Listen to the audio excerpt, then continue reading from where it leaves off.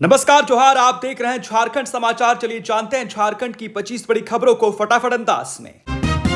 अगली खबर देखिए, जहां विदेश में मुश्किल में झारखंड के मजदूर, सीएम सोरेन ने की मदद के लिए हस्तक्षेप। अफ्रीका के टुनीसिया में झारखंड के कई प्रवासी मजदूरों के फंसे होने की जानकारी सामने आई है। हजारीबाग, गिरिडीह और बोकारो जिले के लगभग 48 मजदूर पिछले 3 महीने से मुश्किल हालात में हैं। मजदूरों का आरोप है कि जिस कंपनी में वे काम कर रहे थे उसने महीनों से वेतन नहीं दिया है। स्थिति इतनी खराब हो गई है कि अब उनके पास खाने तक के पैसे नहीं बचे हैं। इस मामले के सामने आने के बाद मुख्यमंत्री हेमंत सोरेन ने तुरंत संज्ञान लिया है। उन्होंने शुक्रवार को सोशल मीडिया प्लेटफॉर्म एक्स पर पोस्ट करते हुए संबंधित जिलों के उपायुक्तों तत्काल कार्रवाई का निर्देश दिया है।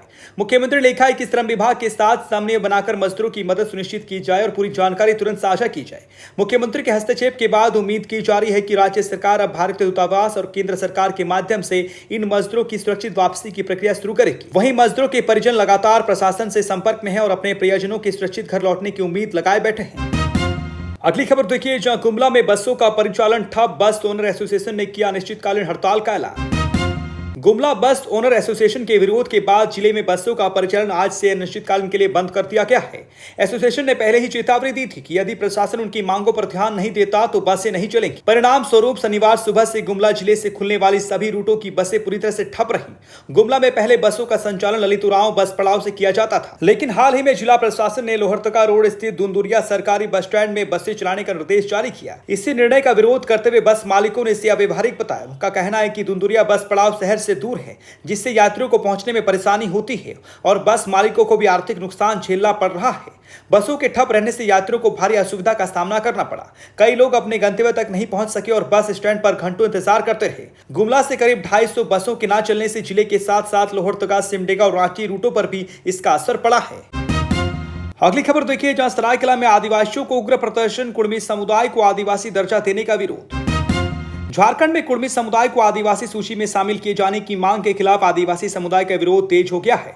शुक्रवार को सरायकेला जिले के सभी प्रखंडों से हजारों की संख्या में आदिवासी समाज के लोग पारंपरिक वेशभूषा और हरवे हथियारों के साथ जिला मुख्यालय पहुंचे। उपायुक्त कार्यालय के समक्ष उन्होंने जोरदार प्रदर्शन किया और सरकार से अपनी परंपराएं और पहचान की रक्षा की मांग की। प्रदर्शनकारियों ने कहा कि कुर्मी और आदिवासी समाज की संस्कृति, परंपरा, खान पान और जीवन शैली में स्पष्ट अंतर है, इसलिए कुर्मी समाज को किसी भी सूरत में आदिवासी का दर्जा नहीं दिया जा सकता। उन्होंने राज्य में पेशा कानून के पूर्ण रूप से लागू करने और सरना धर्म कोड को मान्यता देने की मांग की है। प्रदर्शन के दौरान प्रशासन की ओर से सुरक्षा का पुख्ता इंतजाम किए गए थे।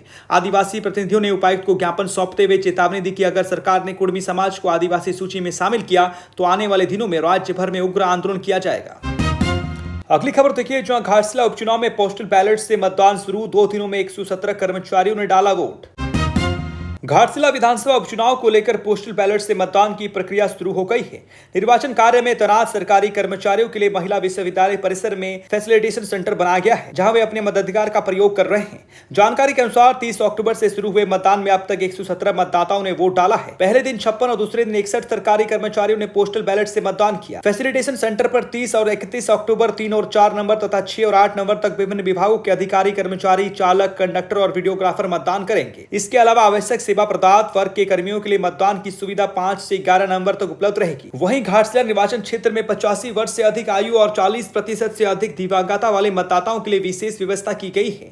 इन मतदाताओं के लिए 2 से 7 नवंबर तथा 9 से 10 नवंबर तक 2 चरणों में घर घर जाकर पोस्टल बैलेट से मतदान कराया जाएगा। निर्वाचन कर्मी उनके घर पहुंचकर मतदान की प्रक्रिया पूरी करेंगे। अगली खबर देखिए, रांची से है, जहां इंदिरा गांधी की पुण्यतिथि पर कांग्रेस प्रदेश अध्यक्ष केशव महतो कमलेश ने दी श्रद्धांजलि। पूर्व प्रधानमंत्री इंदिरा गांधी की पुण्यतिथि पर शुक्रवार को झारखंड प्रदेश कांग्रेस अध्यक्ष केशव महतो कमलेश ने चूटिया स्थित इंदिरा गांधी की प्रतिमा पर पुष्पांजलि अर्पित कर उन्हें श्रद्धांजलि दी। इस अवसर पर उन्होंने कहा कि इंदिरा गांधी देश की अखंडता और एकता की प्रतीक थी। उन्होंने अपने आत्मसाहस, दृढ़ संकल्प और नेतृत्व क्षमता से भारत को विश्व मंच पर पहचान दिलाई। देश की एकता और अखंडता की रक्षा के लिए उन्होंने अपनी प्राणों की आहुति दी, जिसके लिए राष्ट्र सदैव उनका ऋणी रहेगा। कार्यक्रम की अध्यक्षता राजेश सिन्हा सन्नी ने की। श्रद्धांजलि सभा में डॉक्टर राजेश गुप्ता, कुलदीप कुमार रवि, कृष्णा सहाय, सतीश पांडे, दीपेश पाठक, अरविंद मुंडा, अमित लाल, मोहम्मद मोहसिन, राजेश नायक, विजय चौधरी, बबलू नायक, दुर्गा विपिन, आकाश चौधरी, अर्जुन नायक, सिकंदर ठाकुर, नंदू साहू, समेश साहू और दिनेश साहू सहित अन्य कांग्रेसी नेता एवं कार्यकर्ता उपस्थित थे। कार्यक्रम के अंत में उपस्थित सभी कार्यकर्ताओं ने इंदिरा गांधी के पद्म चिन्हों पर चलने और उनके आदर्शों को जन जन तक पहुंचाने का संकल्प भी लिया। अगली खबर देखिए, जहां बोकारो डीसी एसपी ने मुख्यमंत्री हेमंत सोरेन को दिया लुगुबुरु महोत्सव का आमंत्रण। बोकारो जिले के उपायुक्त अजय नाथ झा और पुलिस अधीक्षक हरविंद्र सिंह ने शुक्रवार को मुख्यमंत्री हेमंत सोरेन से शिष्टाचार मुलाकात की। इस दौरान दोनों अधिकारियों ने मुख्यमंत्री को आगामी लुगुबुरु घंटाबाड़ी धोरमगढ़ राजकीय महोत्सव 2025 में मुख्य अतिथि के रूप में शामिल होने के लिए आमंत्रित किया। यह महोत्सव 4 और 5 नवंबर को टीटीपीएस ललपनिया परिसर में आयोजित किया जाएगा। मुख्यमंत्री हेमंत सोरेन ने लुगुबुरु राजकीय महोत्सव से जुड़ी तैयारियों की विस्तृत जानकारी ली और आवश्यक दिशा निर्देश दिए। उन्होंने कहा कि यह पर्व झारखंड की पारंपरिक संस्कृति और आदिवासी समाज की आस्था से जुड़ा हुआ है, इसलिए इसके आयोजन में स्थानीय संस्कृति की झलक विशेष रूप से दिखानी चाहिए।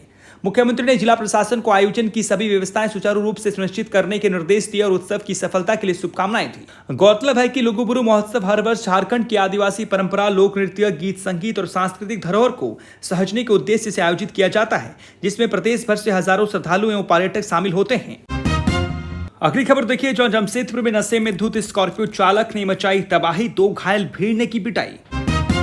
जमशेदपुर के आजाद नगर थाना क्षेत्र के जवाहर नगर रोड नंबर 16 में शुक्रवार देर शाम एक बेकाबू स्कॉर्पियो ने सड़क किनारे खड़े 2 लोगों को टक्कर मार दी, जिसमें दोनों घायल हो गए। इसके बाद वाहन बिजली के खंभे से टकरा गया।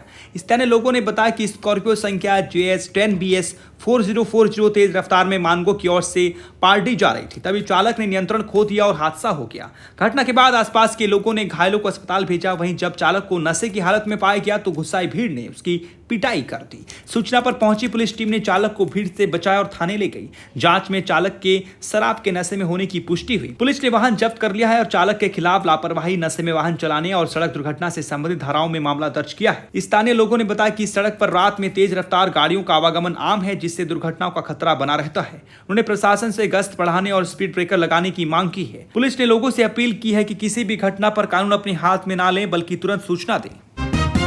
अगली खबर देखिए, पाकुड़ एसपी अमरजीत बलिहार हत्याकांड से जुड़ा हुआ है, जहां दोषियों की फांसी पर तीसरे जज के यहां सुनवाई शुरू। पाकुड़ के पूर्व एसपी अमरजीत बलिहार की हत्या से जुड़े मामले में दोषी नक्सलियों की फांसी की सजा पर झारखंड हाईकोर्ट में एक बार फिर सुनवाई शुरू हो गई है। न्यायाधीश गौतम कुमार चौधरी के कोर्ट में शुक्रवार को सुनवाई हुई, जिसकी अगली तारीख 10 नवंबर तय की गई है।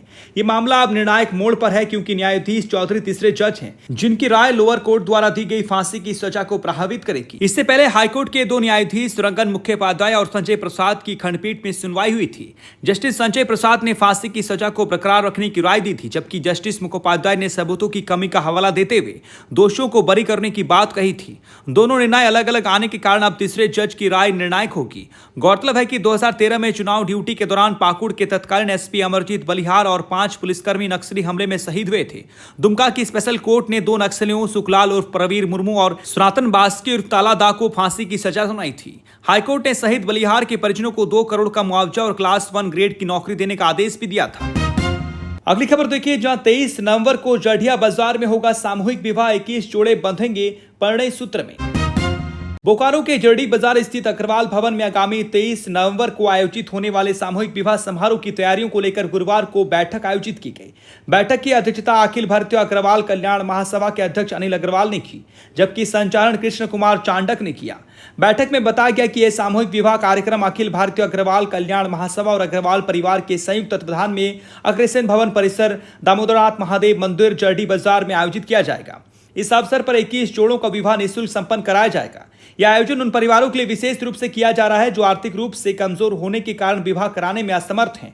आयोजन समिति की ओर से नवविवाहित जोड़ों को शादी का जोड़ा, अटैची, अलमारी, पलंग, किचन सेट और अन्य उपहार सामग्री प्रदान की जाएगी।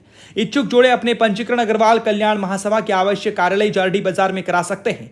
बैठक में प्रेम गोयल, राजू बोरो, हितेश मेहता, अजय कुमार, भोलूचंद भगत समेत कई सदस्य मौजूद थे।